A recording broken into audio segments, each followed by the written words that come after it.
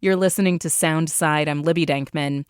You might have noticed, like I have, that Mount Rainier has been looking a little bald lately. People on social media have been posting that Washington's favorite site looks less snowy than usual. Some of them are saying they've never seen the mountain look this bare in their lives. Rainier definitely shed some snow in the warmer months, and to be fair, Washington has been getting hit with some pretty serious heat lately. Many of us understand that climate change is a thing.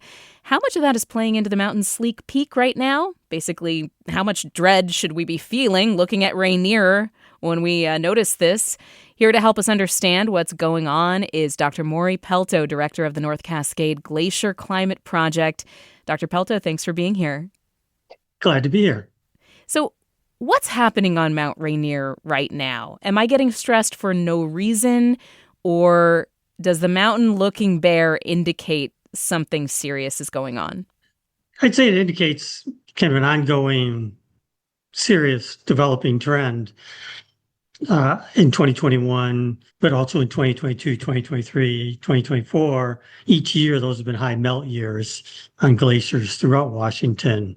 And so, in particular, what that's tended to do is strip off a lot of the perennial snow adjacent to the glaciers. And so when you're looking at a mountain like Mount Rainier, there's a fair amount of the upper mountain that is steep rock that really doesn't host a glacier. And so normally that remains snow covered by just regular snow. And so that has been lost year by year over the last 4 years. And so each year you're just building upon the previous year. And we see the same thing on Mount Baker, where I work a lot, and I'll be there in another week. Mount Baker, it's not quite as significant because it's more rimmed by glaciers right to the summit. It doesn't have those quite as much steep rocky wall. But when I look at Mount Rainier in the satellite imagery to understand the snow cover distribution on the mountain, it's that zone between 10 and 13,000 feet, kind of from Camp Muir most of the way up to the summit. And that's the area that really lost a lot of snow cover, both on the glaciers, but also particularly the rocky areas betwixt the glaciers. Are you saying that when I look at Rainier right now, the extra rock that I can see, I'm not necessarily seeing the actual glacier melt? We're seeing, as a average person looking up in the Seattle area, we're seeing more of that superficial snow melting off. But it indicates that there are broader, hotter temperatures leading to more snow melt, which coincides with glacier melt. Am I getting that right? Yeah, and it's both. And so certainly the glaciers are receding, not just to the terminus, but also near the head of the glacier. So oftentimes when you're looking from a distance, you're not seeing so much the lower elevations of Mount Rainier. You're looking closer to the summit.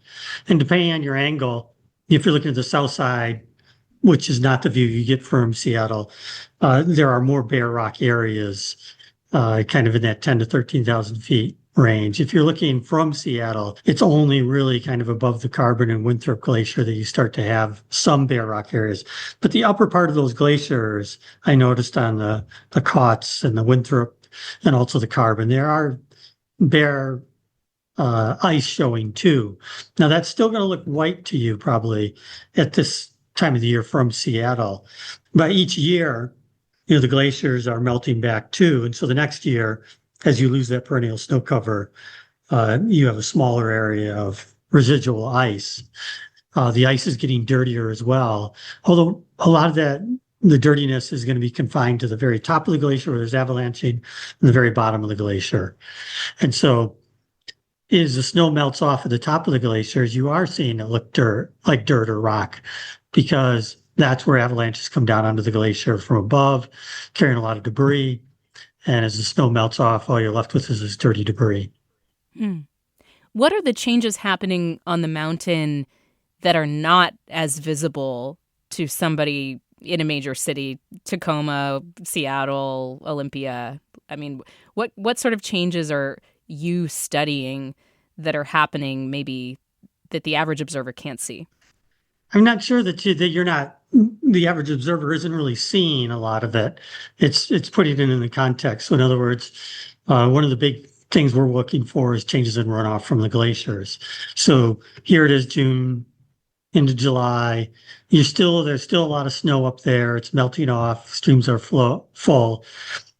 The issue is going to be if, like in several of the recent summers, we get to August and September, we have our normal dry weather, but now we have a smaller glacier and no perennial snow left. That's when the streams are much lower. And so looking at the mountain, you're not going to see that. But of course, people are generally driving over bridges across these rivers and will notice it. Maybe what people don't recognize is that when I started working on the glaciers in the 1980s and 90s, most nights in the summer tend to be clear and the glacier surface would freeze. And a glacier surface will freeze on a reasonably dry night at, say, 45 degrees. And so all melt ends from 10 p.m., 11 p.m. until 6 a.m. in the morning when the sun comes back. Well, now it's not freezing at night. And so it's just this cycle never gets interrupted and this melt is just going through the night. Wow, there's no pausing at all. Yeah. And so that's where we're seeing a real change, but also that melt is then extending up so high in elevation. And so what we tend to see when that happens is ice like that is like plaster on the side of the mountain too. And so it tends to lead to higher rockfall as that melts and stops holding everything in place. We're kind of talking about two different things here, the snowpack and then the glacier melt, right? When it comes to snowpack, what role does that play in our ecosystem and in the lowlands? I think of the snowpack below 5,000 feet is really what feeds your spring and the rivers, makes all the alpine meadows beautiful, it makes the forests beautiful in that range. As you get up higher into Mount Rainier and into July, most of the snow cover is glaciers. And so there is snow adjacent to the glaciers, but really it's about glacier melt. And glacier melt is going to dominate the signal. And at that point, the glacier melt is really crucial for every river that it feeds into. And particularly the fall runs of salmon, they don't like all of a sudden decide to swim upstream on October 1st or something. They come up into the river system usually in the summer, and then they head up toward their breeding site, late summer, early fall, which coincidentally, historically was lower flow, which allowed them to actually swim upstream. But now is the streams are too warm and the flow can be too low.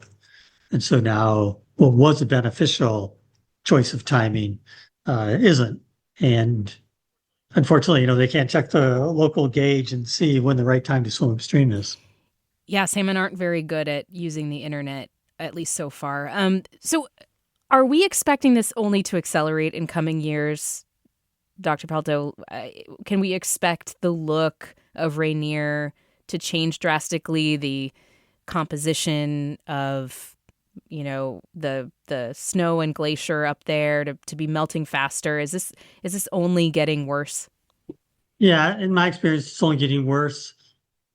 Each decade, the first 3 decades I worked in these mountains, the melt was definitely noticeable. The glacier recession was very noticeable, but it wasn't at a rate that you could just watch it from one year to the next just change so dramatically. And now it is.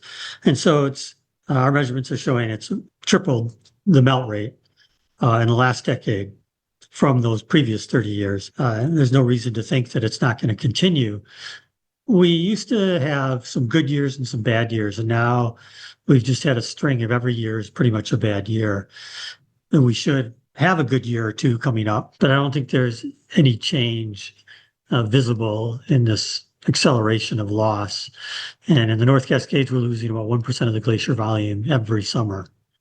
Are you basically saying that my sense of doom when I observe that big bald patch on Rainier on these hot summer days is entirely justified? Yeah, it's pretty justified. I think that we never really saw it till 2021, and now it's reinforced, and And you can imagine how that works. Once you lose a lot of snow cover on the upper mountain, then each year it's only covered with a veneer of last winter's snow. And if you lose that, then each year you're eating into your bank account. We used to just have your bank account, and then you throw some extra interest of winter snowfall on it. It'll just accumulate, and it would melt when it got lower down the mountain, but the upper part of the mountain is pretty much encased in snow. But now what we're seeing is there's a deficit of snow each year. So it's like your lawn in a little bit. You have a really bad summer for your lawn there in Seattle, and you don't do anything drastic. You just hope the next summer's better, but the next summer's not better. You're starting from a place of not good, healthy grass, and it's going to get worse. What do we do about this? I'm talking with Dr. Mauri Pelto, director of the North Cascades Glacier Climate Project, about why the heck I can see so much rock on Mount Rainier right now. What do we do about this, doctor? Just final thought. I mean, I've watched a lot of glaciers disappear, and in the last decade, it's really picked up that rate of disappearance. That rate of disappearance can be shocking, but I also think it's shocking that when I first started working in the state of Washington, I never saw solar power. I never saw wind power. I never saw a hybrid or an electric vehicle. And now when I'm in the state, and I saw a lot of clear cuts happening, new ones. And now when I work in the state of Washington, I see a lot of electric car and hybrid cars. I see solar power all over, huge wind farms. And I hardly ever see a new clear cut. And so that progress that I see is what we have to focus on. I mean, we've built so much wind power and solar power, and it's not enough, but it shows we can do it. It's what you see. You can see Mount Rainier, but it might be your favorite beach that's in trouble. It might be your forest that burned recently, or the trees are suffering. Some flowering plants that you really like aren't doing as well. It depends what it is, but probably everybody listening has observed some part of the landscape change in a way that they don't like. And for me, that's glaciers. Dr. Mauri Pelto with the North Cascades Glacier Climate Project. I really appreciate your time, and I needed this to just understand what I'm seeing with my own eyes, and again, that kind of suspicion, sinking feeling of watching climate change, occurring and changing my world right in front of me. I really appreciate it, Doctor. You're welcome. I'll give you an update in another month. Thanks for listening to Soundside. And hey, this show is only possible because listeners support us. If you are able to give right now, check out the show notes for a link to donate. And don't forget, you can listen live on KUOW 94.9 FM Seattle at noon and 8 p.m., Monday through Thursday, or anytime online at KUOW.org.